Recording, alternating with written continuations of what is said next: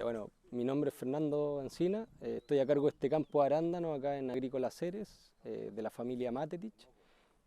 Bueno, acá estamos en una hectárea de una variedad que se llama Emerald, variedad que está con fruta verde, está con algo de flor también.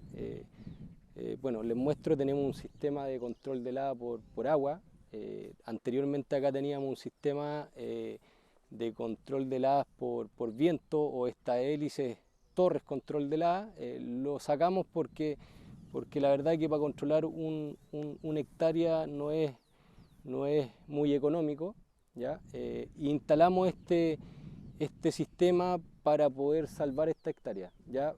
No teníamos este control, por ende todos los años se nos estaban helando esta hectárea de arándanos, ¿ya? Pensando más o menos en 15.000 kilos de arándanos, en este caso variedad Emerald. Afortunadamente nos ha funcionado bien, es un sistema muy bueno, el agua es lo mejor para controlar el helada. Hoy día en este campo lamentablemente no lo hacemos en todas las hectáreas por un tema de agua, por la disponibilidad de agua, pero hoy día estamos y hemos avanzado súper bien con este control que tenemos en base a agua.